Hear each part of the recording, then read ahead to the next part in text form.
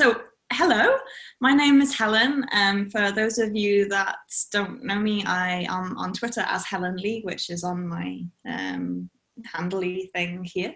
And I do a lot of quite odd technology, some of which I'm going to show you today, some of which is going to be in a slide, and then I've got some bits and bobs down by the side of me as well, including some really cool new PCBs that I've been working on. So without further ado, let's open up my presentation, if I can figure out how to share my screen, and I'll tell you a bit about the kind of stuff I do. All right, share, here we go. Share computer sound, we can do that. Good, good. All right, so let's move you out of the way. Okay, great. So, all right, so I said I was going to talk just about music hacking, but I've done a lot of stuff recently with soft electronics as well, and I thought it would be pretty cool to show you some of those projects too, and often actually they're kind of smushed together, they are one and the same. So that's what I'm going to talk about. My name is Helen Lee on Twitter, Helen Lee Makes on Insta, although I'm not very good at Insta, to be honest. I don't really use it that much, just as a portfolio thing. And then my terrible GitHub is there. And I mainly put my GitHub on my slides to shame myself into documenting the things that I do a little bit more. So if I do talk about a project and I haven't documented it, you know, it's this eternal like battle, isn't it, between documenting and making. So if there is something there that you kind of like and would like to recreate, do feel free to like ask me on Twitter, and I'll chuck up a little instruction set on my GitHub if enough people whinge at me. So please do. All right. So, oh yeah, brief introduction to myself.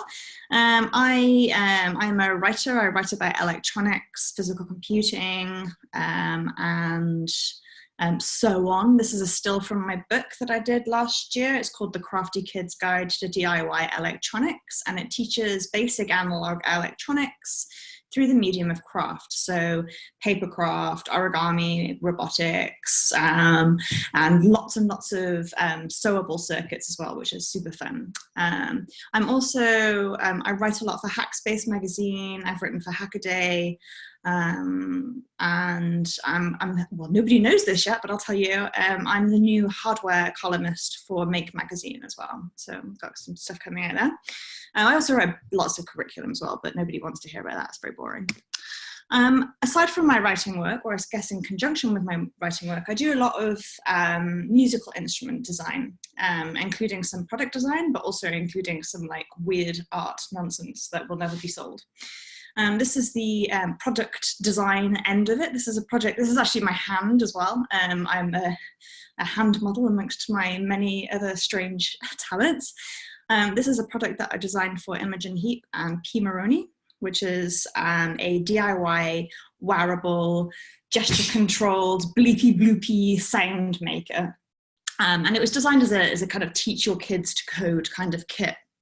But actually it's got quite a lot of cachet with musicians who really like the Mimu technology. So the Mimu itself is this really awesome glove. It's like €2,000 though, so £2,000 each, I think, and it's got lots of cool set of gestures on it. And basically, you can interact with your DAW, your musical workstation, in real life, as if you were playing it with an actual instrument.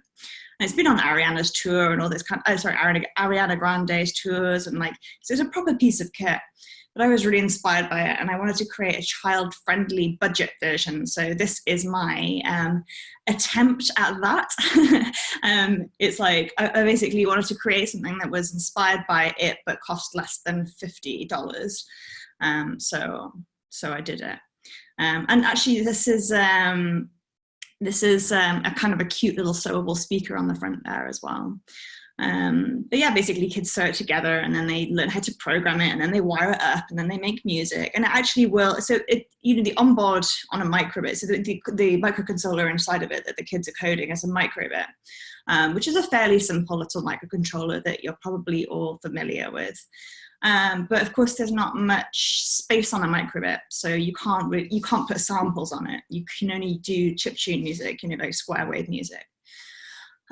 So I have managed to make it talk to a door though through, I've made it talk to professional music software using radio and a second microbit that is connected by serial. All the details, I'm rushing through this particular one because all the details for this are actually up on my GitHub, so you can have a little look at that. That's quite fun, and there's been lots of spin-off projects for that. As I said, like, it was designed for children to learn to code, but it was pretty cool that a lot of musicians who were eyeing up Imogen's, like what I'd call the proper club, they couldn't afford it. So there's been a lot of kind of creative work that's come out of this very simple children's sewing kit. So that's one of my products. On the other end of the spectrum, I do a lot of what I'd call, I guess, sound sculpture stuff.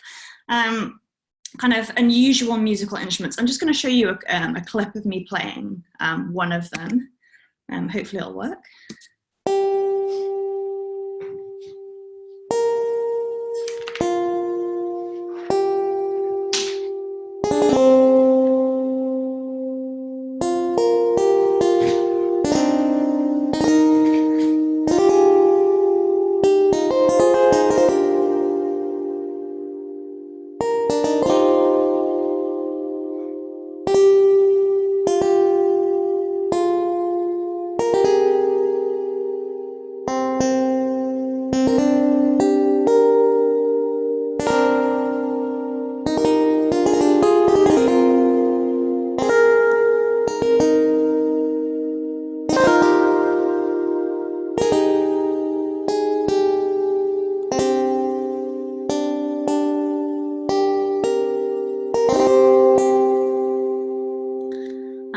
So that's actually my first ever circuit sculpture sound thing that I made. I made that at a hackathon, music technology hack last year in Frankfurt with a couple of friends.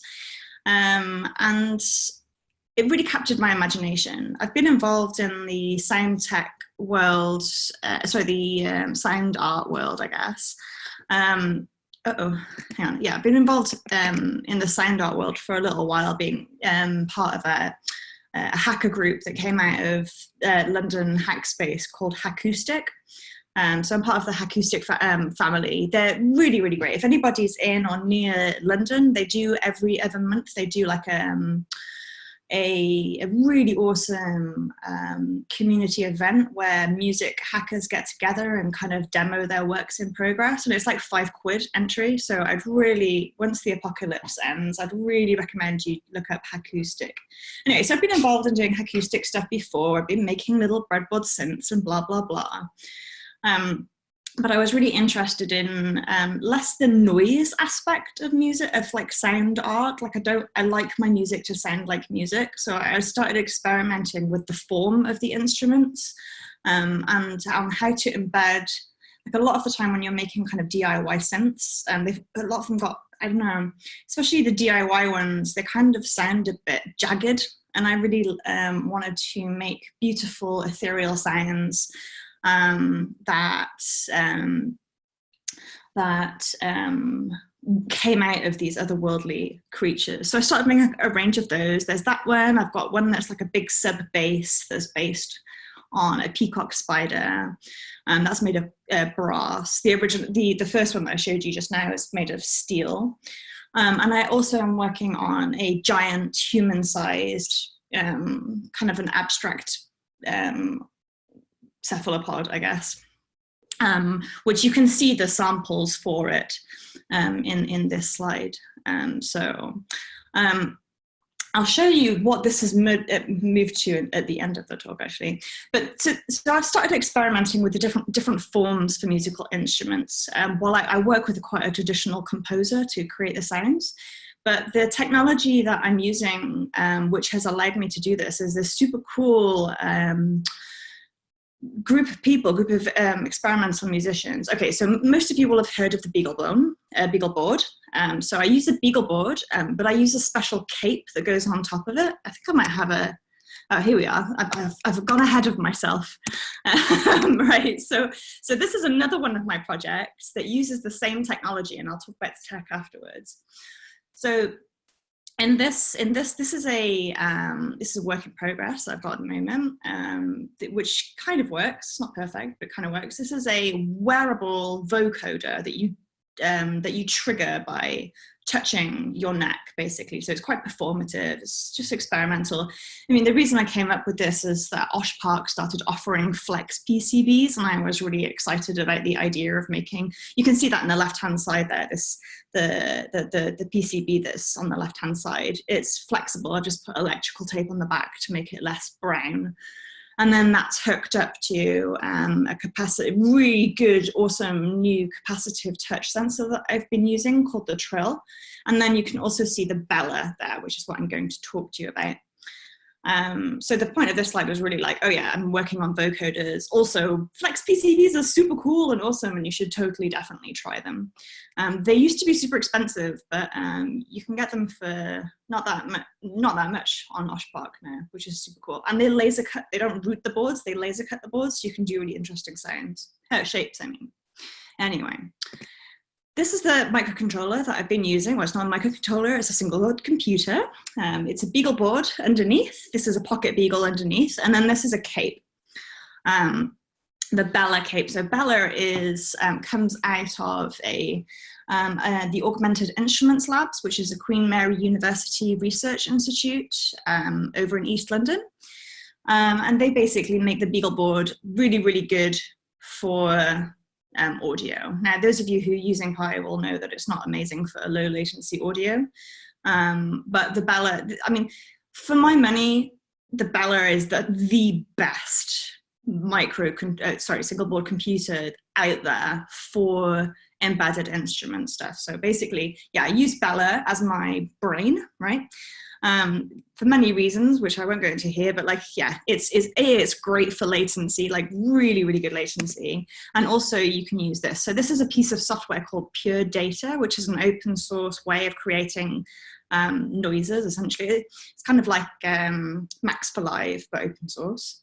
And the cool thing about the Bela is that you can save this file, you can make a file, like a really nice sounding audio file, and save it directly onto the Bela, and it will then boot it. So you can have embedded synthesis in a much more elegant way than you can with other boards with low latency. So I'm a massive fangirl of Bela and Pure Data. So that's kind of what I use a lot for my sculptures. Yeah. What time have I got? Okay, halfway, fine. And then, so that's a very, very quick rundown of my recent set of sculpture kind of playing things. And then this is another fun thing that I made recently. One of the things I really like to do is experiment with electronics in embroidery. I really like, I don't know, I kind of like the cultural dissonance. God, I sound so pretentious, but never mind. Maybe I am a bit. I like how weird it feels to have electronics in things that are soft and squishy and strokeable. So I really like looking at soft robotics. I'm really interested in electronic embroidery, and this is a project that I made very recently, actually. I think it's got a little video. So this is a crackle box, and if any of you know anything, about have been playing with analog electronics for music, there's a wonderful book, one of the iconic music tech books, called Handmade Electronic Music. I think it's from the 80s or maybe early 90s. I don't know. Anyway, it's by this guy called Nicholas Collins, and it was kind of, I don't know. For me, it was a big influence. So I wanted to make a synthesizer that was based on a project from Handmade Electronic Music, but I wanted to give it a twist that was a bit me. So I took one of his crackle board circuits and I embroidered it. So this is it. So a crackle box is a I won't lie, it's a terrible sounding instrument. It's very bad, but it's kind of fun. It uses your skin as variable resistors within the circuit. And it's using this chip called the LM386, which I've been having a go at. And this is, yeah, this is what it sounds like. So this is copper embroidery.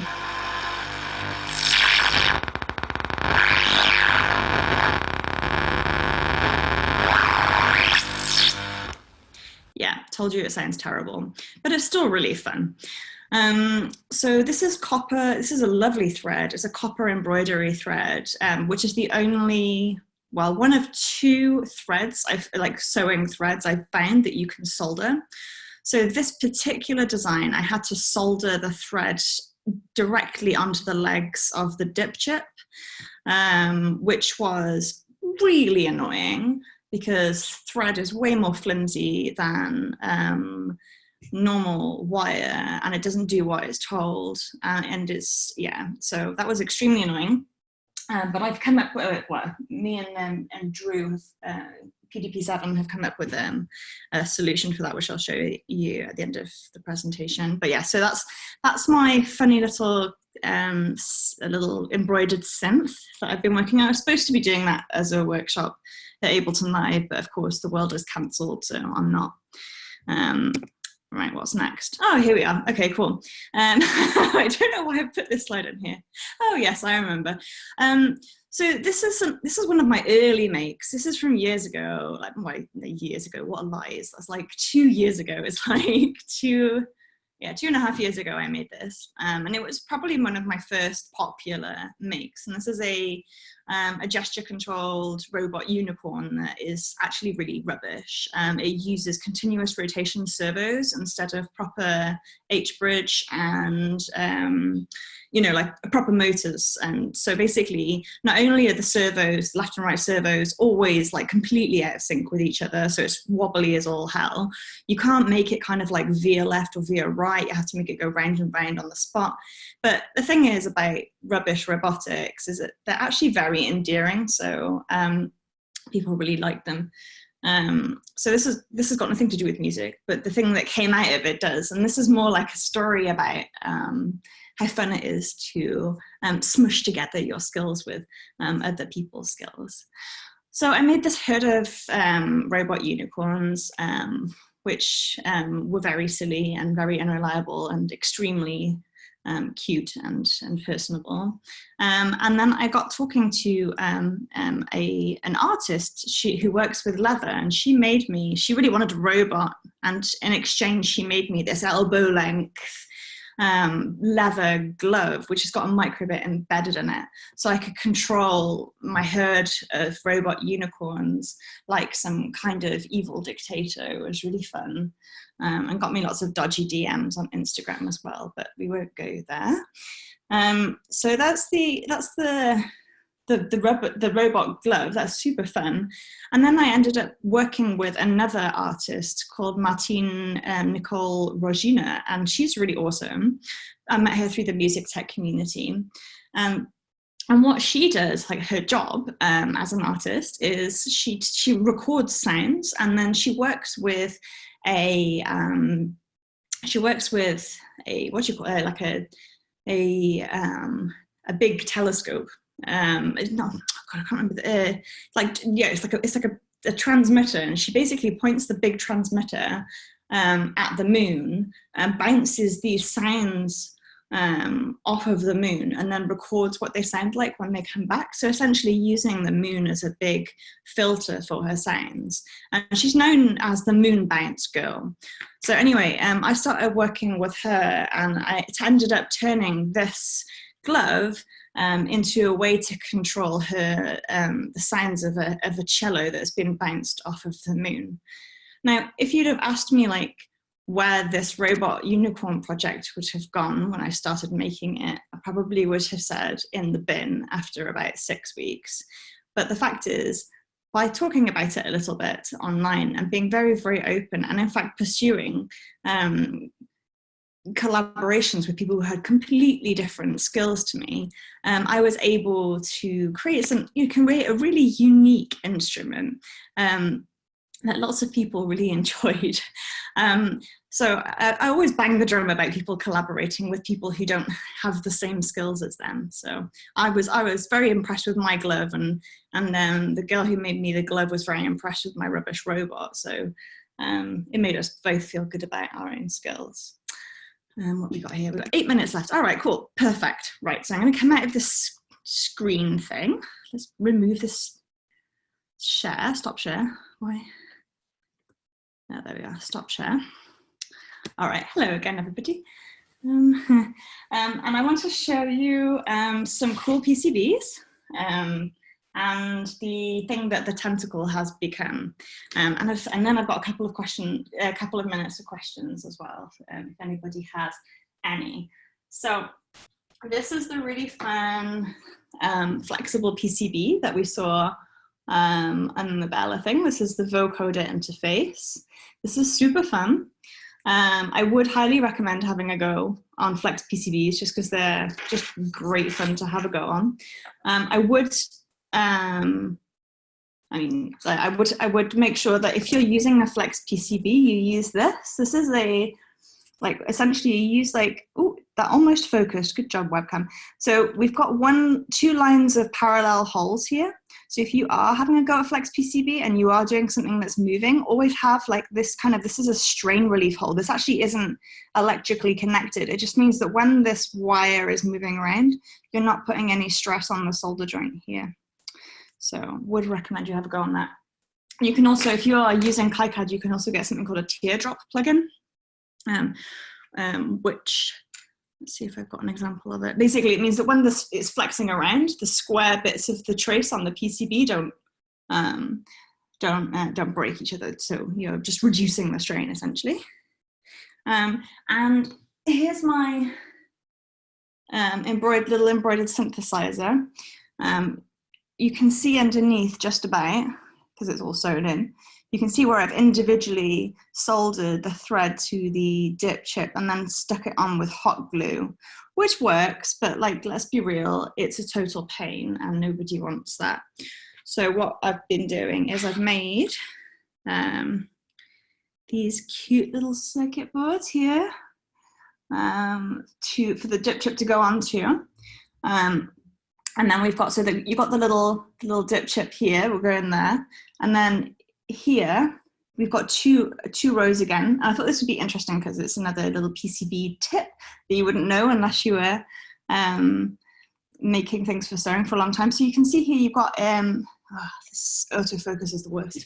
Get my face out of the way. Oh, well, okay, I'll just describe it anyway. So you've got one row of holes, and then you've got another row of holes that are cut by the routing board. So that's like what you call a castellated edge, right? These are normally used for different purposes, but they're also amazing for sewing. So if you've got a castellated edge, it means that you can sew your conductive thread through this hole and then back around, and you've got a little loop, nice little loop that you can loop it onto. So castellated edges are great. And then we've got here is another example of a tiny flex circuit board as well for the little dip package. And these are all open source hardware, so if anybody wants to do any kind of sewing with a dip package, they're all on, I think they're on PDP7's GitHub, actually. So those are my fun. Oh, one more thing I wanted to show you is this is the most recent, I wonder if you can see this. I'm probably gonna knock everything over. But this is the most recent tentacle that I've made. So you saw the circuit sculpture creature that I made that is going to be this big cephalopod. I made these big limbs. It's quite large, like human-sized leg. I made this big limb to test essentially because I'd never machine embroidered conductive thread from here for this long a distance. I didn't know if it would have changed the capacitance or something. Anyway, so I made this weird limb and I took it to a hacker conference and everybody just wanted to cuddle it. Which was really cute and funny. So I thought I'd put a microcontroller in it and make it do something. So this was just a test piece, but it now is its own thing in its own right. So basically what you do is you can cuddle it and you put your headphones in, and then when you stroke it and squeeze it, it purrs to you. So it's like a giant purring, cuddly pillow. It sounds ridiculous. It is ridiculous. Obviously, it's ridiculous. But also, it's surprisingly heartwarming. Like everyone in my hackerspace just adores it. So I think that's a good a note as any to end on. I hope you like my strange, noisy creations. If you have any questions, let me know. Yep. Oh, we did have a question. Here we are. Take my money there, Ursula. Well, I've actually just finished filming the making of that particular one, so I'll put the patterns online. I mean, something I learned, because like back in the day, I used to make my own, something that lots of us have toyed with in the hacker community. I used to make my own like kits and assemble them and like send them out to people, right? But after my first small success, I decided that I hated putting things in envelopes and sending them to people, and that I would never, ever, ever make my own product ever again. So like when people are like, I definitely buy that, I'm like, cool, I'm never gonna make it. It's not for me. It was very stressful.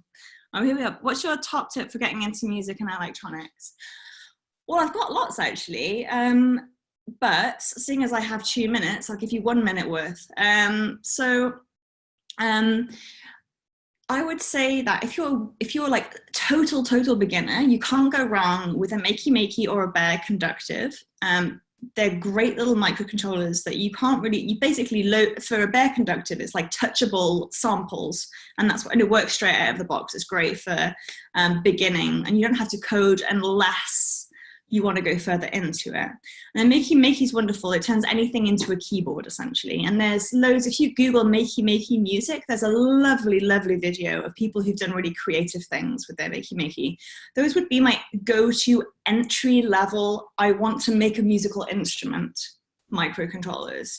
They're not that flexible. You can't really use them for learning to code, really. But if you want to just make a musical instrument, they're great to start with. As you get further and further in, I would say, like, it's not like my first microcontroller, but the Bela is a wonderful embedded instrument machine, 100%. But it's definitely not like my first microcontroller. I'd also say if you're more interested in the coding, there's a really lovely thing called Sonic Pi. So you don't have, that's not microcontroller based. But Sonic Pi by Sam Aaron is a lovely way of teaching, and it's also great for grumpy teenagers as well that you don't want to have to talk to for a whole day. You just like put them in front of it, and they're suddenly making like really sick beats, but they've got their headphones on, so it's not your problem. They're also learning how to code as well. So that's definitely like a hangover day teaching tip: is Sonic Pi. Don't even touch it. Yeah, that's my. Yeah, I've got another one here. So. Oh, what's the wire? Coat hangers? No, it's a roll of steel wire that I had in my bag. So yeah. And then what reliability issues do you have with wearable tech? You have issues over time. Well, actually, one of the things that's super annoying about a lot of wearable stuff is that the thread is really bad. So the thread that the thread, for example, like the Kitronic thread is like terrible. It's like short circuit city. Like it's so, if you hold it up to the light, it's like full of wires. Imagine if like full of threads everywhere. It looks like my hair is so frizzy. Like, so you don't want to, if that's not good, that's not a good look for electronics. You don't want to have like short circuit city with your basic materials. So using a good quality thread, definitely. So I use, I found a really good one recently. Well, not really, really good, but the best so far. It's by a company called Madeira, who are professional embroidery. They make embroidery thread. They don't make electronic stuff. And they've just released a conductive thread, which is made of silver. And you can use it in your sewing machine like normal thread. You can hand stitch with it. It's by far the best thread out there. But yeah. And also, the things about wearable tech is like things move and stretch. You're going to have things that break. I would recommend, if you're looking, there's a wonderful talk that I saw there's so you should all 100% be following this girl called Sophie Wong on Twitter if you're interested in wearables. And she's got a free book out that Hackspace magazine published called Wearables, but she's also got a really great talk that she did at Teardown in Portland last year.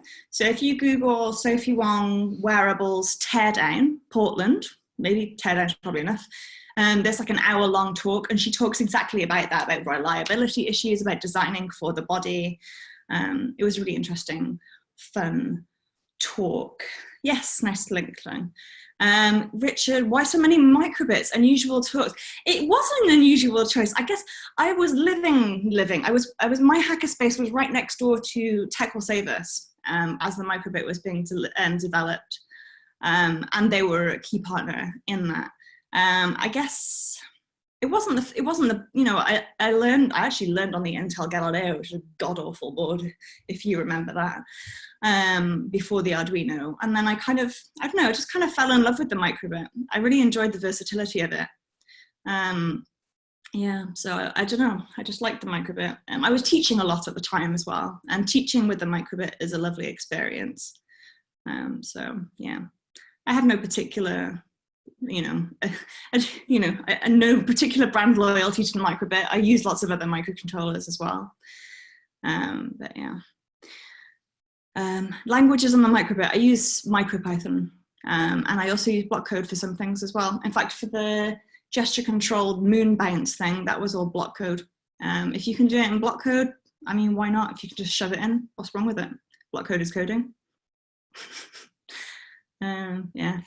And yeah, I'll pop some links to previous presentations. I do have if you're interested in music tech, I did at CCC do an annual conference between Chaos Computing Club. They're a big hacker group in Germany, and they have a big conference. And I did a talk on music tech hacking,